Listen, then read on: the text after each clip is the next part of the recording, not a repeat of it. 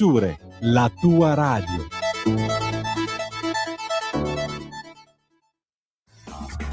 Va ora in onda Filo Diretto. Va ora in onda Lega Liguria con Fabrizio Graffione. Buongiorno a tutti da Genova e dalla Liguria. Ieri ha piovuto tantissimo, l'altro ieri pure, ma oggi splende il sole qui nella nostra meravigliosa regione. Weekend però ci aspettano un po' di nuvole.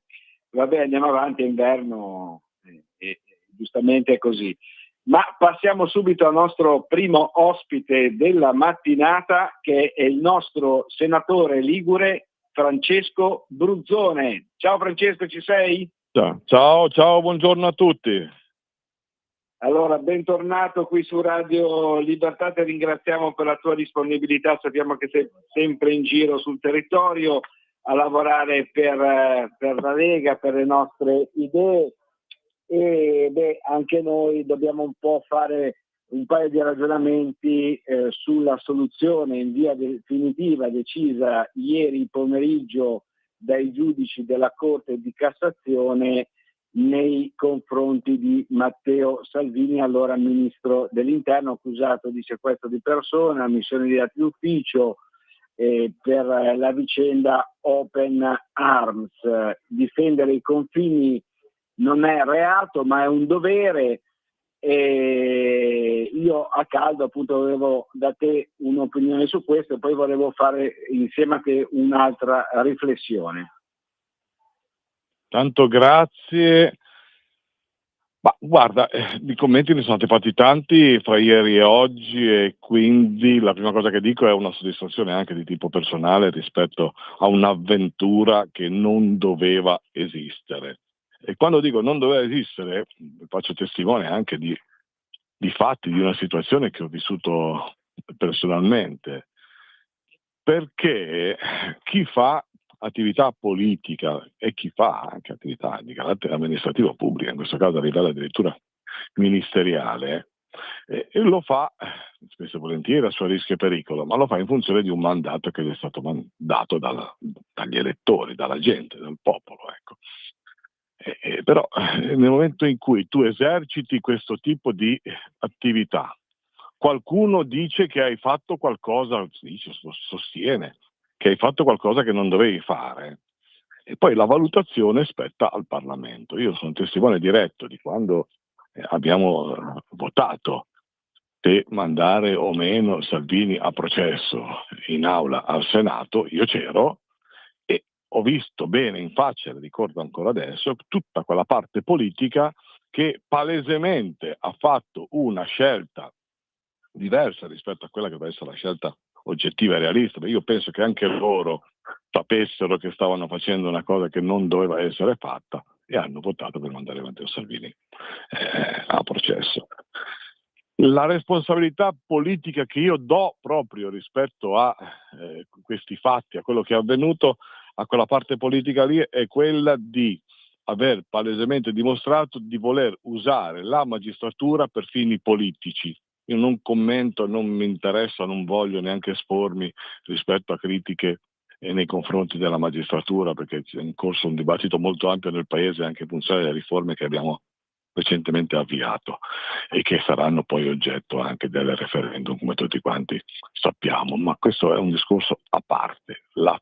Quello che mi dà veramente fastidio è che quando tu non sei capace di affrontare o non vuoi affrontare politicamente un tema, se hai la scappatoia di scaricarlo su altro, di usare addirittura un elemento importante come la magistratura in questo paese, ecco, allora, quello che è avvenuto lì è veramente una responsabilità politica. Adesso abbiamo anche chiesto ieri sera che il ministro Nordio venga in aula alla Camera a riferire su quanto è costata al contribuente italiano questa scelta della sinistra di attivare un percorso processuale che si sapeva, che eravamo tutti convinti, ma secondo me lo erano anche loro convinti del fatto che era un'attività giusta e doverosa da parte del Ministero. Erano anche, secondo me, convinti della loro malafede. Ecco, magari non la riconoscono, ma erano convinti della loro malafede quando hanno fatto questa scelta, e chiaramente adesso questa scelta,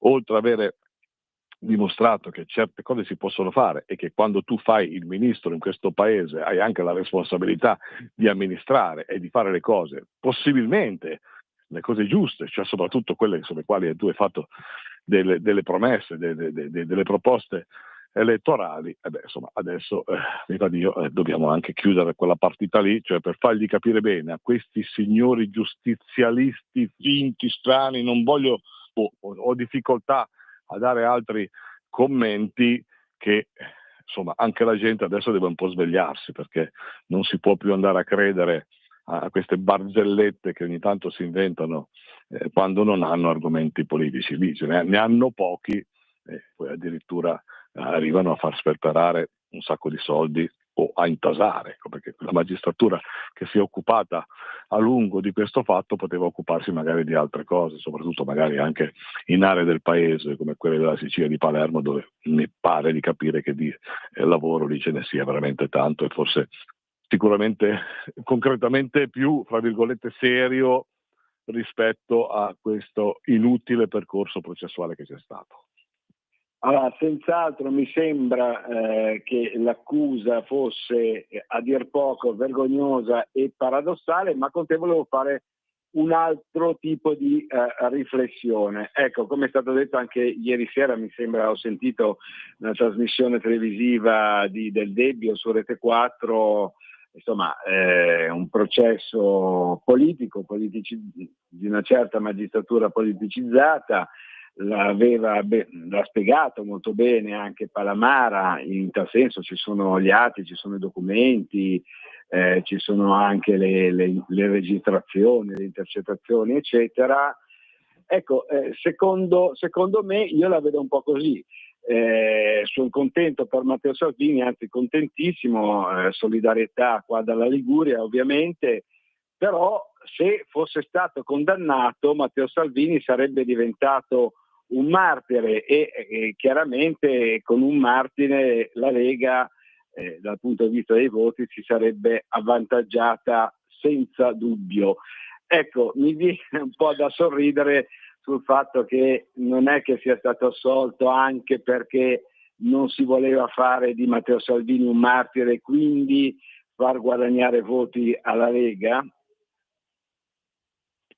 Ma guarda, questo è un ragionamento sottile, un po' strano, che non mi appartiene, nel senso che il ragionamento è di carattere politico, poi che la magistratura sia politicizzata, questo lo sappiamo, lo hanno detto loro stessi e lo dicono loro stessi al loro interno, ma ripeto, la responsabilità politica spetta a quell'opposizione, a quel centro-sinistra che ha voluto questa cosa. Poi se qualcuno si è anche prestato è un ragionamento di carattere diverso. Poi sai, il martire o non il martire, quel che conta non è il martire, e in questi casi non conta, per l'amor del cielo, ma non è l'aspetto primario quello strumentale del voto, del consenso elettorale. Quello che conta di più è fare ciò che si promette in campagna elettorale. La Lega ha promesso uno stop nei confronti dell'immigrazione clandestina, e se poi vinci vai a governare, lavori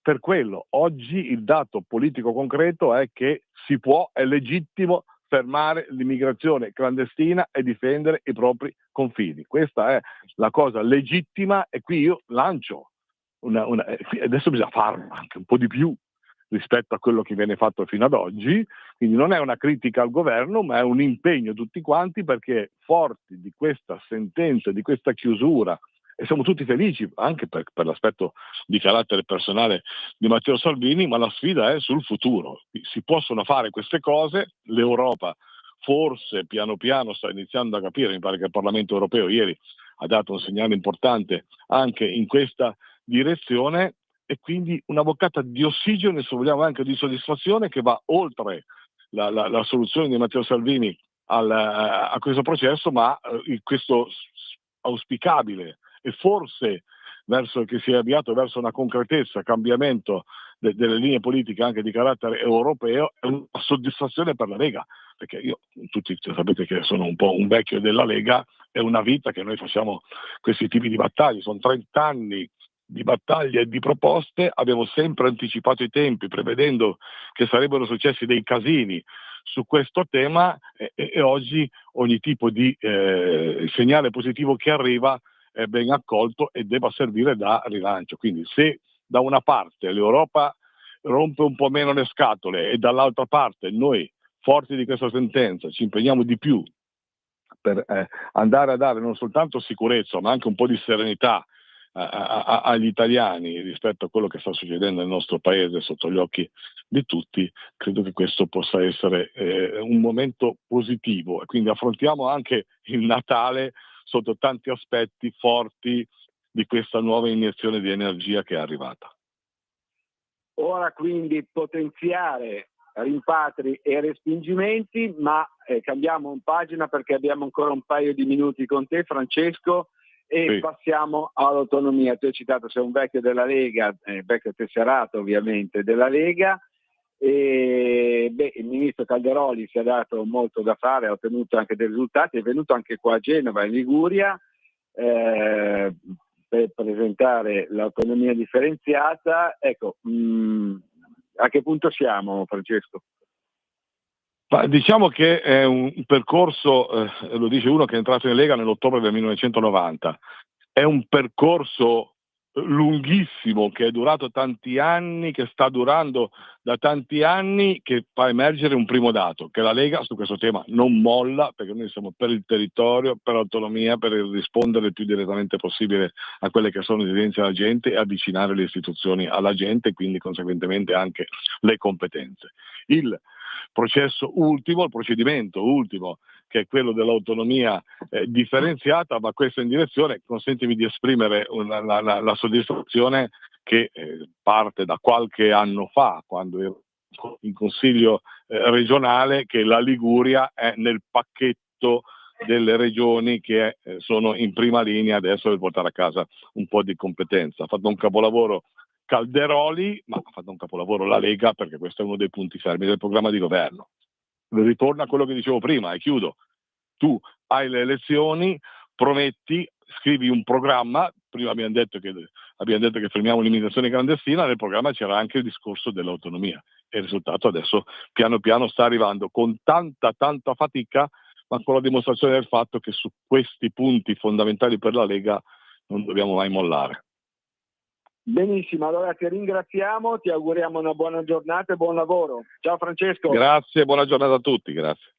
Ciao, grazie ancora al nostro senatore ligure Francesco Bruzzone, e da Genova e Savona passiamo all'estremo levante ligure con un altro senatore ligure che è Stefania Pucciarelli. Sentiamo se Stefania è già in linea con noi. Ciao Ste, ci sei? Ciao Fabrizio, buongiorno, ci sono. Un saluto ai radioascoltatori. Buongiorno a te. Dove ti trovi in questo momento, Stefania? In questo momento sono in ufficio a Roma. Perfetto, sempre al lavoro.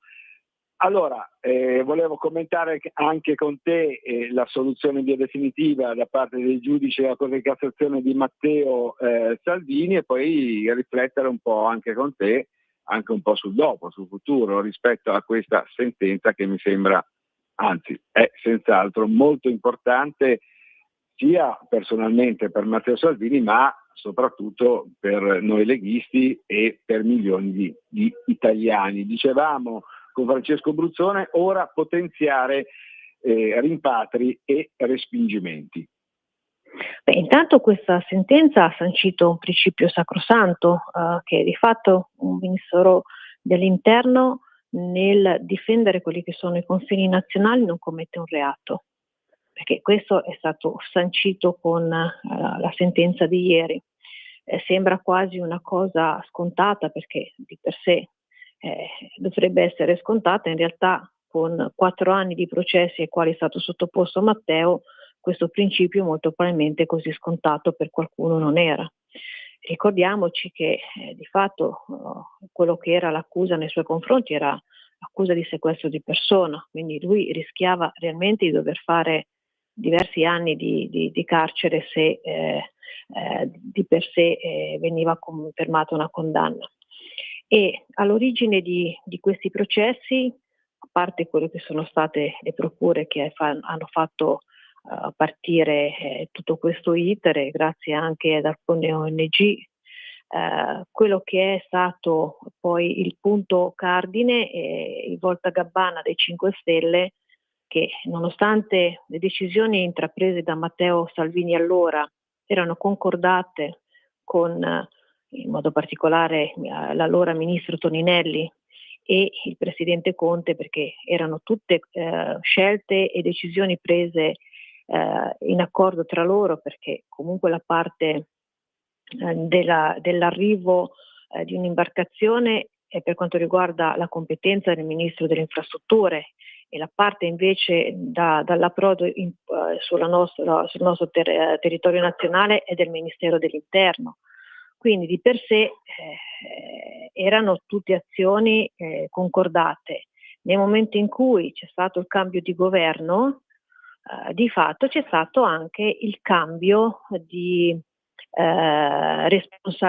assunzione di responsabilità da parte dei 5 Stelle, i quali hanno votato a favore per l'autorizzazione a procedere di una cosa della quale loro stessi erano eventualmente complici.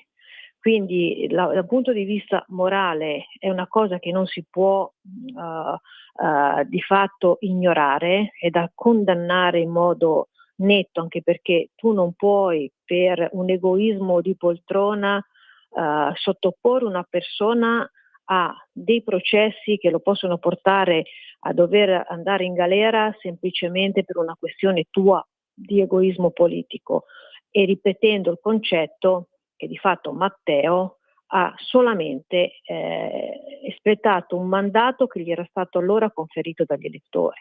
Quindi quello che era il blocco all'ingresso del nostro paese di persone che in quel momento non avevano potuto di arrivare era un blocco sacrosanto, e ricordandoci però che tutte le persone che erano in difficoltà, le donne e i bambini, erano comunque fatti sbarcare, non erano a bordo delle imbarcazioni che erano di fatto bloccate perché non avevano l'assenso di sbarco. Ecco, le persone vulnerabili Stefania, erano hai fatto bene a ricordare, perché con Francesco Bruttone non abbiamo toccato questo punto molto importante, perché le sinistre vogliono far passare che lo Stato italiano è torturatore, non aiuta le persone in difficoltà, eccetera. Però in realtà effettivamente donne, bambini, malati, chi aveva bisogno di cure, insomma, sono stati tutti visitati e sono stati curati. Le donne e i bambini sono stati fatti sbarcare.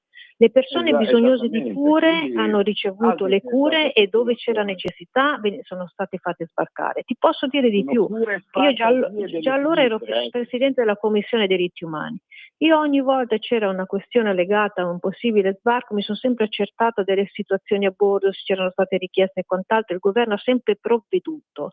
Quando è stato cambiato il governo, è subentrato il governo giallo-rosso, e ti ricordi che avevano fatto la scelta di mettere sulle navi da crociera gli immigrati che arrivavano, per mettere tutti in quelle strutture perché c'era pieno ovunque, ti posso dire che quella scelta portava ad avere 600 o 700 persone all'interno di una nave da crociera, dove non c'era sorveglianza di sicurezza perché tutto era delegato al personale imbarcato della nave, e c'era solamente una sorveglianza in mare.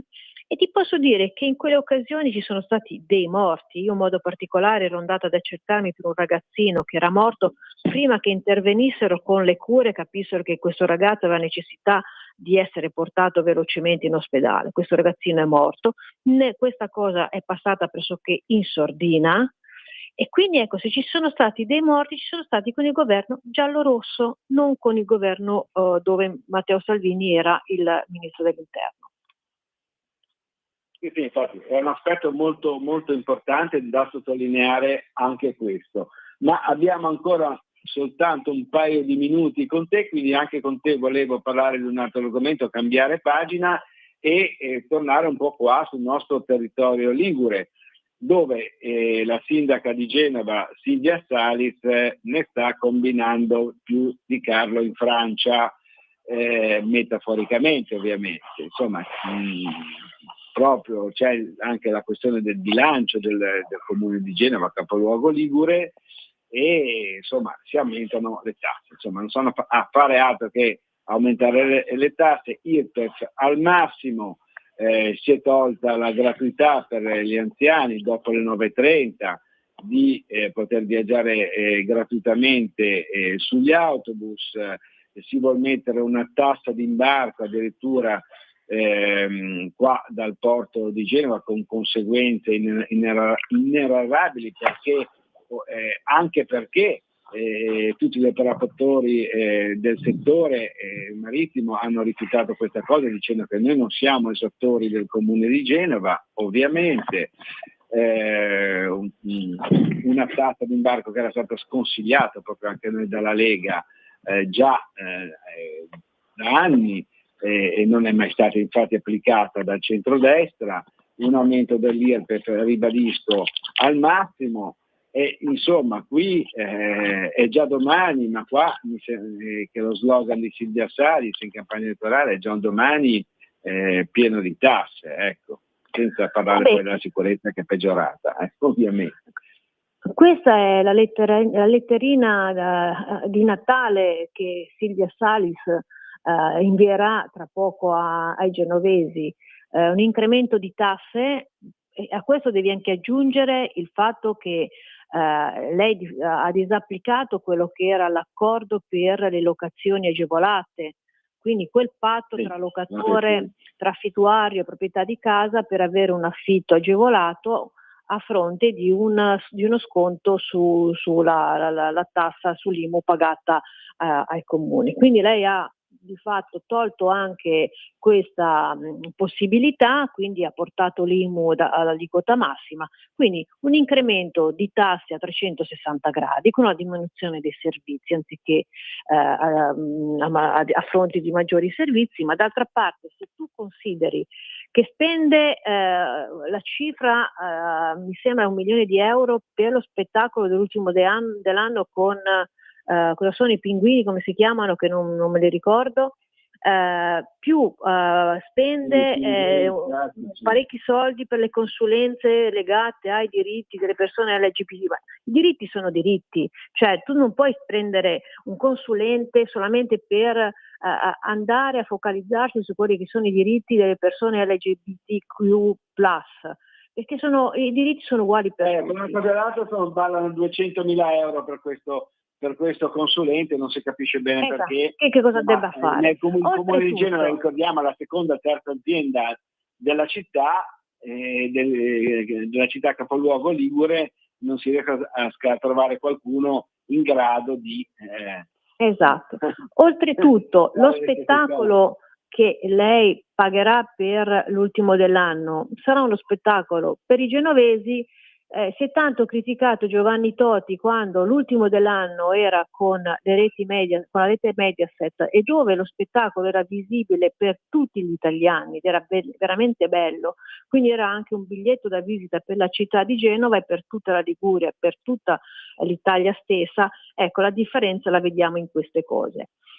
Quindi io direi che l'inizio non è sicuramente dei migliori, perché abbiamo visto che con questa amministrazione di estrema sinistra, perché ricordiamoci che Genova è amministrata dall'estrema sinistra, si dovrà affrontare un periodo di incremento di tasse, con una sicurezza che sicuramente verrà penalizzata, perché ricordiamoci l'utilizzo del taser come prima iniziativa della sindaca è stato quello di bloccare la possibilità per la polizia municipale di poter utilizzare. Poi lei ha tirato fuori la scusa del regolamento e non il regolamento. Il regolamento non era ancora stato definito dalla precedente giunta, banalmente perché la giunta poi è cessata e quindi doveva essere ultimato. Se lei ha la volontà di portarlo avanti, accelerare la tempistica per portare a compimento il regolamento e dare la possibilità alla polizia municipale di utilizzare il taser. In una città come Genova,